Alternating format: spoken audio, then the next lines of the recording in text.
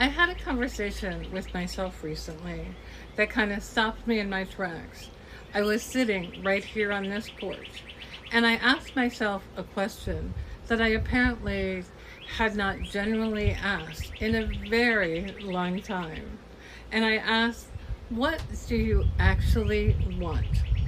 Not what do you need to get done, not what do other people need from you, not what should you want given your age or your situation or your responsibilities. What do you specifically actually want? And the silence was loud because I didn't really have a ready answer. And that sort of told me everything. So today we're going to talk about that, about what happens when you ask yourself the question and don't know the answer, and about what I found when I finally started digging. And the truth is that it didn't happen all at once. I think it was incremental, one small accommodation at a time. You adjust your preferences to keep the peace. You defer your plans because now isn't the right time. You prioritize everyone else's comfort and you tell yourself your turn is coming. And then one day your turn arrives and you realize you have gotten so good at not wanting things that you've lost the muscle. You don't know how to want things for yourself anymore. Or you know what you're supposed to want, but you've sort of lost track of what you actually do. There's a difference between the life you've built and the life you choose if you were starting from scratch. And it's worth knowing sort of what that gap looks like. What do I do where time disappears? Not what am I good at, not what makes you lose track of time. Those things are pointing at something. For me, what makes me lose track of time is working in my beat studio. What have I always wanted to do, try, but kept deprioritizing? The things that come up and you think, someday, what are those?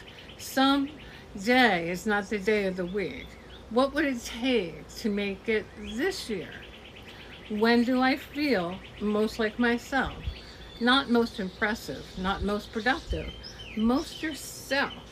In in what moments do you feel like this is me, unperformed, just me? For me, weirdly, it's this talking, thinking out loud, having conversation. I feel most like myself when I'm being honest in real time. What would I do if I wasn't afraid of it not working? Well, this one will tell you something real because the things we want most are often the things we're most afraid to try because failure in that area would hurt the most. What am I quietly resentful about? Resentment is a really interesting indicator. It usually lives at the intersection of what do you want and what do you feel you can't have. And it's worth paying attention to. When I actually answered these questions honestly, not with a polished version, some of it surprised me, some of it didn't. And I found that I want more slowness than I've sort of been allowing myself. I want more creative work. I want conversations that go deep. And I want to feel like my presence in the world is intentional and not just reactive. I found some things I quietly given up on that I don't actually want to give up on. And I found some things I thought I wanted that when I looked closely, I wanted because I thought I was supposed to want them and not because it actually lit me up. Both of those things, all of those things are useful. So here is your homework, and I sort of mean this gently, not a formal task, but sit somewhere quiet and just for a few minutes and ask yourself, what do I actually want? Not the responsible answer, not the modest one, but the true one. And if you feel comfortable, share one thing in the comments because I think like we're all walking around with more answers than we realize. We just haven't been asked. And I will be looking down in the comments and I want to hear from you. And I will see you right back here on the porch next time.